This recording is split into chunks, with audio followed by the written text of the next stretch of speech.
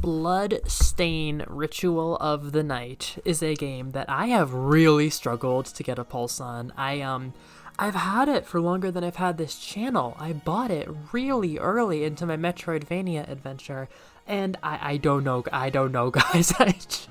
This game. I played it this weekend with my friend Juno when she was here as, like, not a joke, but I was like, oh, this will be silly, because I just had this memory stored of it as, like, the janky, kind of ugly, derpy, like, weird vampire game that I had.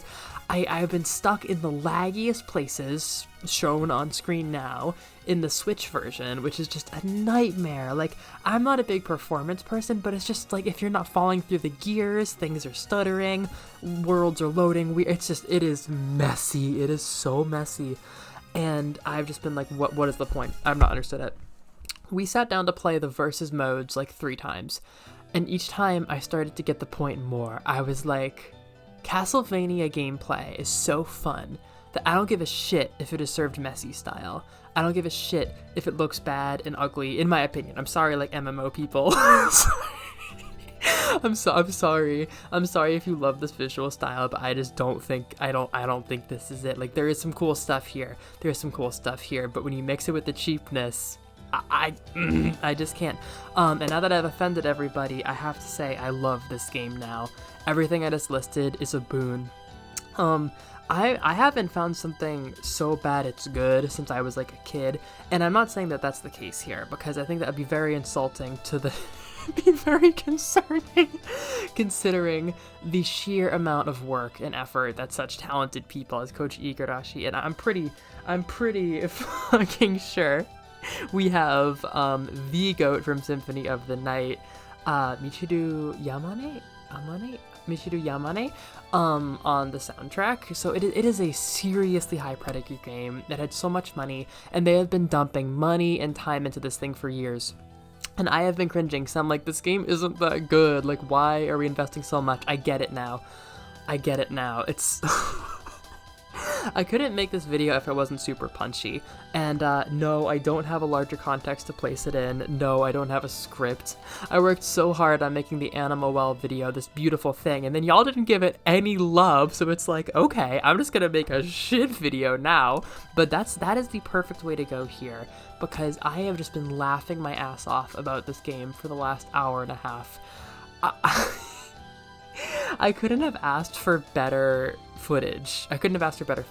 So in my opinion, this game has the core of classic Castlevania, classic Castlevania. You're just attacking enemies, but the big thing is that it is an Igavania, which to me is more synonymous with, we have a ton of RPG stuff more than it's a Metroidvania, Yes, it's a Metroidvania, but in the context of other Metroidvanias, it's not the puzzle one, it's not about puzzles. There's cute little, like, ideas of puzzles just left out in the corridor and so in, and it's just like, yeah, sure, I guess that's there.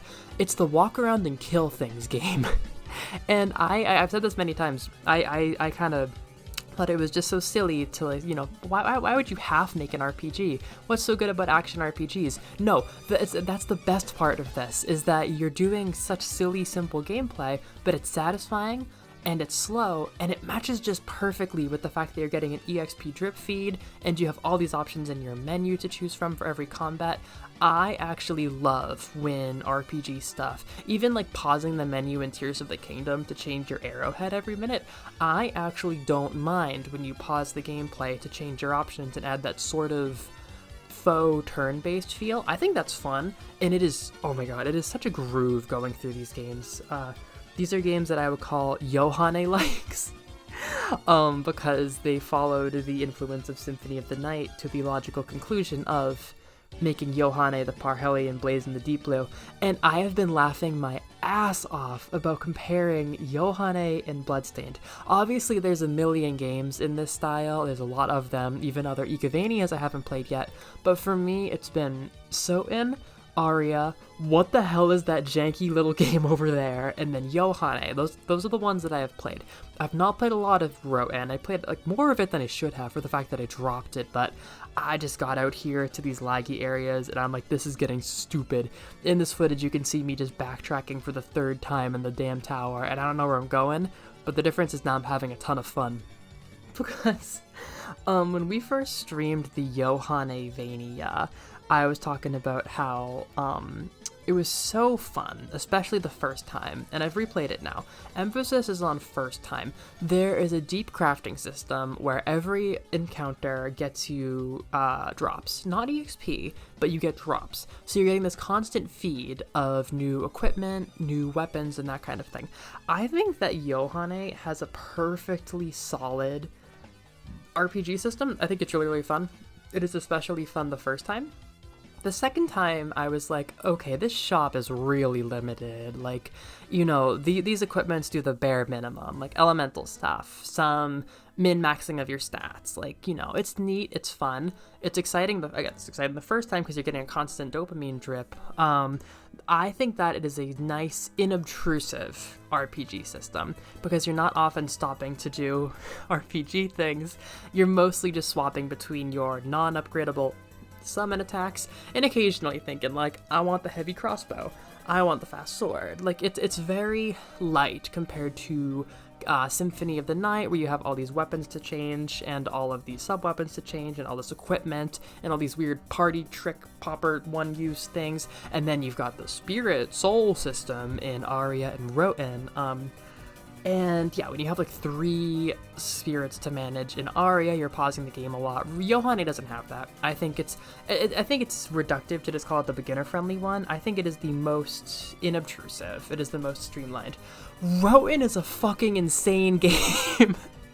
Roten is a game where you can give a guy corn seeds and grow your own corn crops and then make pizza.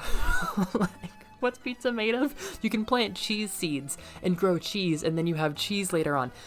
It makes me laugh so fucking much, you guys. I have been saving myself through these janky, random boss fights by eating pizza. And she goes, oishi! And it's just the funniest thing. It's like, why are you eating pizza on a battlefield? How did you get 3 pizzas? I got tonkatsu earlier. I got pork cutlet. I'm like, was this a recipe? Is this like getting, do I make? Nope, this is a fully cooked this is a pork cutlet. We're eating that now. Oh my god, you guys. So as you can see in the menu footage, I just fumble over everything. There's like 7 different things. There's a Pokedex, there's a quest log that didn't look like it was working right, and then I found out there's numerous Dullahammers. Did you know that Dullahammer is like a genre of things? I was used to them as the Dullahammer heads, like the Medusa head replacements. I actually have a pet one that you can see me accidentally attack sometimes because it's hard to tell that he's my friend, but I love him, so I try to express that I'm sorry every time I attack him. No, I was just slaughtering the Dullahammer heads. Like, this will be the easiest quest ever. A quest you do 1 billion of to avenge all of the dead townspeople for some really, really intense lady who lives in the house that you set up with, like, the alchemy dudes or whatever. It's been a long time since this game made any sense to me. Like, it's been actual years since I picked this up. So yeah, I was like, this game is broken, and I'm not surprised. And then I realized, no, the Dullahammer heads aren't my goal. It's these other dudes from the shipwreck. That's fine. Did you know that Dullahammer heads drop Dullahammer hats? I had to stop and make this video once I fought a wolf guy, and I got a wolf hat, and I'm like, that's hilarious. Is this actually going to spawn on my head? Yes. This is the DQ9 of Castlevania. Incredible. Then I was fighting just a little bit later, and I got the motherfucking Dullahammer head hat, and I was like, oh my god, this game is hilarious. I have so many things I can put on my head, it's ridiculous. There's a customization system nobody asked for. We fucked around with that in Chaos and Versus modes, which are horrible gameplay experiences, by the way. They're just not very good. I felt like there was a bit of something going on with the what do you call it, the Chaos mode? Yeah, like the co-op one. We were getting somewhere, but most of the time we just did one room and then fought this horribly brutal boss from later in the game and just got slaughtered. Yeah, but it did give us a chance to use the randomize feature, which made me go, oh, there's a lot of ways to make Miriam look different. I still don't like how this game looks all that much, but I'm getting a lot fonder when you consider this. Oh my goodness, you guys, this game has far too much going on, and when I compare it to Yohane, which is the most trimmed back of any of these games, any Metroidvania RPG game that I have, it is like, holy crap, that is a funny comparison. So basically, I feel like in Yohane, every place has a thing, everything has a place. Like, there are some summons that will, like, come down from the top, and they're really good at hitting enemies on the ceiling. You've got, like, heavy weapons for other situations. You've got a stun gun. I think that's really good. In you can summon a giant dragon to breathe extremely expensive fire on whatever you want, and that's an option. You can shoot 3 arrows from your hand, and that's a different option. If the enemy is a certain size where all of the arrows hit, that is stupid damage, is what I learned. I think that might be a little bit busted. I have about 7 other spells for this just one thing that I'm talking about, like the aiming circle one. I don't even use them. There's like a poison one that looks like shit. It looks like a fart cloud, which is super disappointing. I don't like how it looks at all. But then there's all these other ones that have great sound and visual design. Like, I love how the arrows sound and everything. They are my friends. And that's, again, it's only one type of shard. There's also, like, the shards you do with X, and there's, like, this bouncy ball of water that I think is replacing maybe the bouncy string CD thing from Soten, and I think that's been fun the entire time. Damn, what the fuck else do I have? There's so many. Every single thing gives you some kind of shard, and then you can upgrade the shards. That's when I was like, holy shit, sister. Miriam walking up on Yohane, who has the power of like a seashell pendant and friendship, with her level 5 Dulla Hammer head ally that she grinded for 7 hours to make level 5, her custom haircut to look like a Dulla Hammer, her Dulla Hammer official hoodie or whatever I unlocked, and her pizza made with Dulla Hammer children egg or something like that. Like, it is absurd shit, my guys. It is so needlessly deep and complicated, and I can't believe just how insane my footage for this stupid little video is. I just sat down to record a session and things got so out of hand. So yeah, compared to normal, I don't have a ton to say about this. I mean, I went to the Vampire Cafe in Tokyo, and I was brought behind a curtain by vampire people and given really good food that was shaped like coffins and adorable things, and I had a drink called the Transylvania because I needed to honor my namesake. So maybe that put that in my brain, because now I listen to like wood carving partita from Soten, and I like vampire stuff more now. So I think I got drugged or something. But yeah, I like this game now. Like, even if it's kind of a goofy thing, I don't, it's not so bad it's good. Like, maybe that's the Nightmare Before Christmas game. This is like such a beautiful blend of horrible and fantastic, especially on Switch. Like, this thing is chugging. It's barely existing. It's for me also, like, you know, I'll just say, like, you know, I'm sorry if I insulted your favorite art style, genuinely, it's truly a matter of preference, but to me this looks really not that wonderful, but then it is juiced up with all of this cool, like, monster design nonsense, really good colors, so much attention to detail. Like, it's so shitty, but it's so incredible, and that makes it more incredible. And beyond all of that, it's funny. It's making me laugh, and that was just such a curveball. Because this is riffing off of Soten. Like, Soten has like a little bit of goofiness and levity, but it's Soten.